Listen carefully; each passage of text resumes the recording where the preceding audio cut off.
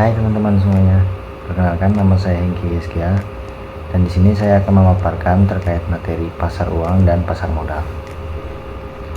Pertama-tama perlu diketahui, pasar uang adalah bagian dari pasar keuangan di mana terjadi perdagangan instrumen keuangan dengan jangka waktu pendek, biasanya kurang dari 1 tahun. Tujuan utama dari pasar uang adalah memfasilitasi pertukaran aset finansial yang memiliki jatuh tempo singkat, sehingga cocok untuk kebutuhan likuiditas dan manajemen risiko jangka pendek. Pasar uang beroperasi dengan cara yang lebih cepat dan kurang kompleks dibandingkan dengan pasar modal. Beberapa karakteristik utama dari pasar uang melibatkan instrumen keuangan dengan jangka waktu pendek, likuiditas tinggi, dan risiko yang lebih rendah dibandingkan dengan pasar modal. Beberapa instrumen keuangan yang diperdagangkan di pasar uang meliputi deposito, surat berharga jangka pendek, pasar uang antar bank, sertifikat deposito, dan instrumen-instrumen lainnya. Kemudian selanjutnya, pasar modal. Pasar modal adalah bagian dari sistem keuangan yang memfasilitasi pertemuan antara perusahaan yang memerlukan dana dengan investor yang memiliki dana. Dalam pasar ini, instrumen keuangan seperti saham dan obligasi diperdagangkan. Saham mencerminkan kepemilikan dalam perusahaan, sedangkan obligasi merupakan bentuk pinjaman yang membayar bunga. Transaksi pasar modal dilakukan melalui pialang dan bursa efek, memungkinkan perusahaan mendapatkan pendanaan jangka panjang dan investor mendiversifikasi portofolio mereka. Regulasi pasar modal bertujuan untuk memastikan transparansi, keadilan, dan perlindungan bagi para investor.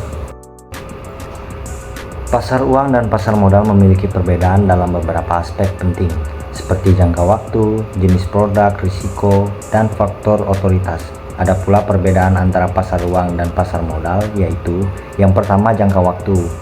Di sini pasar uang umumnya digunakan untuk keperluan dana jangka pendek, seperti memenuhi kebutuhan dana, modal, ekspansi bisnis, atau menempatkan dana dengan harapan mendapatkan imbalan bunga dalam waktu singkat. Pasar modal di sisi lain digunakan untuk mengalokasikan dana dalam waktu jangka yang lebih panjang, seperti investasi langsung ke perusahaan atau membeli saham. Kemudian yang kedua, jenis produk. Instrumen pasar uang umumnya meliputi surat-surat utang, investasi real estate, dan deposito berjangka. Instrumen pasar modal jauh lebih luas, melalui dari saham sampai reksadana. Kemudian yang ketiga, risiko. Pasar uang umumnya lebih aman karena dikelola oleh para profesional di bidang manajemen investasi. Di pasar modal, risiko yang mungkin terjadi meliputi penurunan harga saham akibat kinerja perusahaan, likuiditas, kondisi politik dan ekonomi, serta sentimen pribadi investor. Dan yang terakhir, yaitu yang keempat, faktor otoritas. Otoritas tertinggi yang mengawasi kegiatan di pasar uang adalah bank sentral, misalnya Bank Indonesia. Sedangkan itu, otoritas tertinggi yang mengawasi kegiatan di pasar modal adalah Kementerian Keuangan Republik Indonesia. Secara singkat, pasar uang cocok untuk individu atau organisasi yang mencari investasi dengan tingkat risiko lebih rendah dan jangka waktu pendek. Sementara pasar modal lebih cocok bagi yang siap menghadapi risiko lebih tinggi dan memiliki jangka waktu investasi yang lebih panjang. Instrumen keuangan di pasar uang. Instrumen keuangan di pasar uang, produk investasi jangka pendek yang tepat. Ada beberapa contoh instrumen keuangan di pasar uang. Yang pertama, seperti sertifikat Bank Indonesia (SBI). Instrumen pasar uang yang diberikan oleh pemerintah dan dapat diperdagangkan di bank.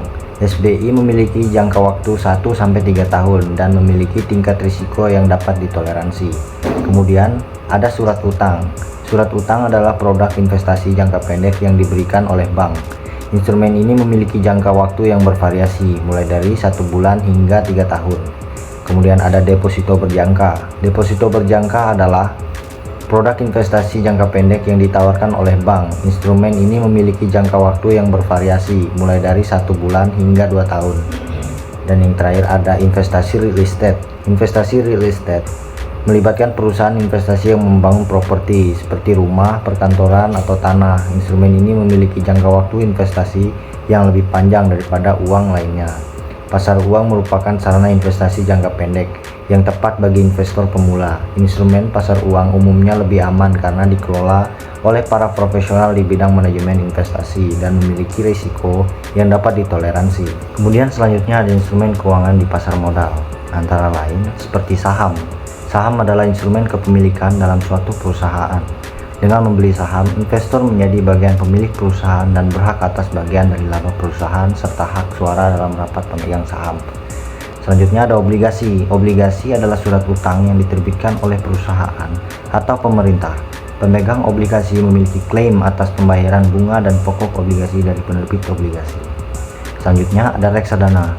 Reksadana merupakan wadah yang digunakan untuk menghimpun dana dari masyarakat pemodal untuk selanjutnya diinvestasikan dalam portofolio efek oleh manajer investasi.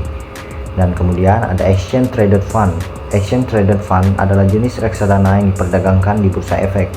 Exchange traded fund memiliki karakteristik mirip dengan saham, namun underlying asetnya bisa berupa indeks, komoditas, atau portofolio efek lainnya. Pasar modal menawarkan beragam instrumen investasi yang dapat disesuaikan dengan profil risiko dan tujuan investasi. Masing-masing investor dalam berinvestasi di pasar modal penting untuk memahami karakteristik dan risiko dari masing-masing instrumen investasi tersebut. Jadi, pasar uang dan pasar modal adalah dua komponen utama dalam sistem keuangan yang memainkan peran krusial dalam perekonomian. Pasar uang dengan instrumen keuangan jangka pendeknya menyediakan sarana likuiditas dan manajemen risiko untuk kebutuhan sehari-hari.